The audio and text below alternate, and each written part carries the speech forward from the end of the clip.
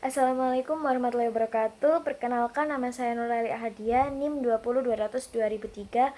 Di sini saya akan melakukan penyuluhan mengenai pemeriksaan kesehatan pranikah. Ya baik, di sini dengan Mbak Rahma. Ya. Mbak Rahma mau menikah. Iya. Ya, jadi saya jelaskan sedikit mengenai pemeriksaan kesehatan pranikah ya Mbak. Jadi sebelumnya saya mau menjelaskan apa sih itu perkawinan ya. Jadi perkawinan itu ikatan lahir batin antara seorang pria dengan seorang wanita sebagai suami istri dengan tujuan membentuk keluarga atau rumah tangga yang bahagia dan kekal berdasarkan ketuhanan yang Maha Esa ya Mbak. Banyak di antara kita yang tidak mengetahui status dari kesehatan diri kita sendiri secara detailnya. Seseorang terlihat sehat atau merasa sehat itu juga belum tentu sehat gitu Mbak ya.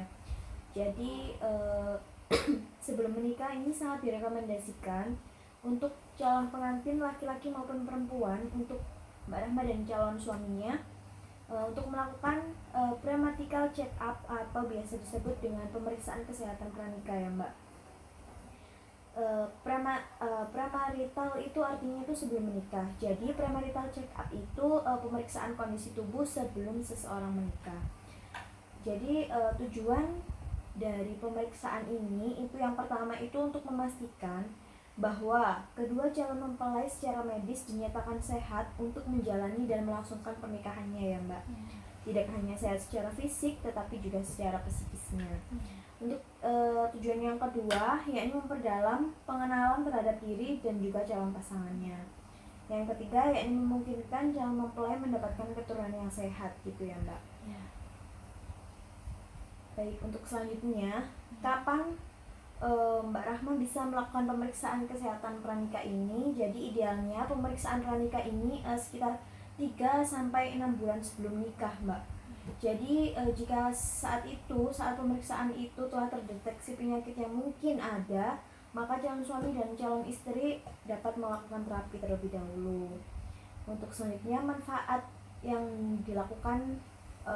dilakukannya pemeriksaan kesehatan pranikah ini, yang pertama itu untuk mengetahui lebih lanjut tentang kondisi pasangan serta proyeksi masa depan hubungan pernikahan juga keturunannya Mbak.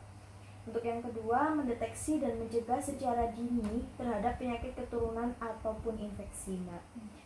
Selanjutnya apa saja yang diperiksa saat sebelum nikah ini, kesehatan pranikah ini? Yang pertama itu ada pemeriksaan fisik Mbak. Pemeriksaan fisik ini untuk mengetahui status tekanan darah seseorang. Pemeriksaan fisik ini juga bisa mendeteksi gejala obesitas gitu. Mungkin Mbak Rama terlalu gemuk gitu. Untuk yang kedua ada pemeriksaan darah rutin ya Mbak. Pemeriksaan darah rutin ini meliputi ada kadar hemoglobin, ada hematokrit, sel darah putih, dan faktor pembekuan darah atau trombosit. Bagi calon para ibu ini perlu mengetahui kadar HB-nya untuk mendeteksi gejala anemia nanti saat kehamilan itu ya Mbak, berpengaruh. Juga perlu mengetahui adanya gangguan faktor pembekuan darah. Dari hasil pemeriksaan darah nanti dapat diketahui kondisi kadar kolesterol tinggi yang meningkatkan resiko penyakit jantung koroner dan stroke Mbak. Pemeriksaan gula darah yang dilakukan sewaktu puasa dan tidak puasa dapat mengetahui adanya diabetes mellitus atau adanya kelainan yang dapat berkembang menjadi diabetes mellitus gitu Mbak. Untuk selanjutnya itu tes golongan darah dan resus Mbak. Resus, kalau Mbak Rahma nggak tahu, resus itu sebuah penggolongan atas ada atau tidaknya substansi antigen D pada darah Mbak. Resus positif berarti ditemukan antigen D dalam darah, dan resus negatif berarti tidak ada antigen D.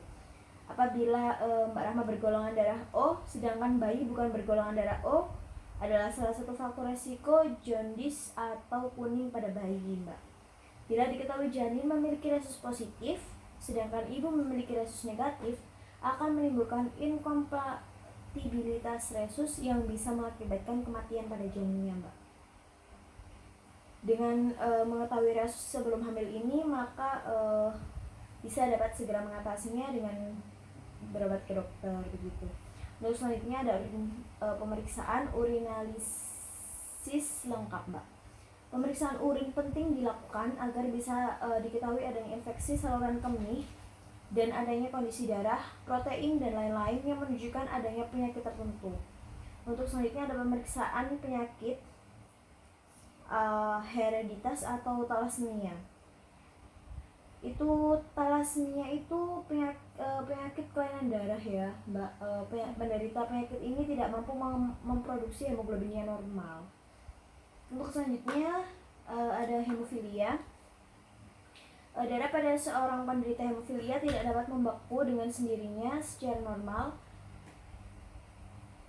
Jadi proses pembukaan darah pada seorang penderita hemofilia ini tidak secepat dan sebanyak orang lain yang normal. Untuk selanjutnya ada pemeriksaan penyakit menular HIV, hepatitis B, hepatitis C gitu ya, Mbak. Terus ada juga pemeriksaan kesehatan yang berhubungan dengan organ reproduksi dan kesuburan.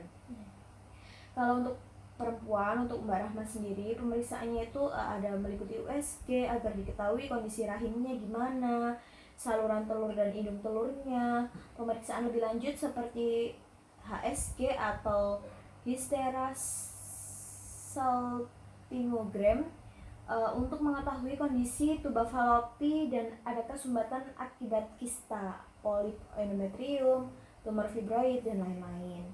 Kalau untuk calonnya Mbak Rahma atau untuk lelakinya, pemeriksaannya ini seperti pemeriksaan penis, skrotum, prostat, juga dilakukan pemeriksaan hormon FSH yang berperan dalam proses pembentukan sperma serta kadar hormon testosteron.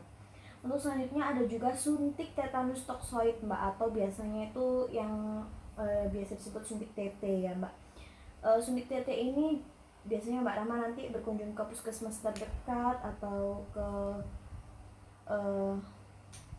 pokoknya ke tempat terdekat untuk melakukan suntik TT, maksudnya ke tempat kesehatan terdekat.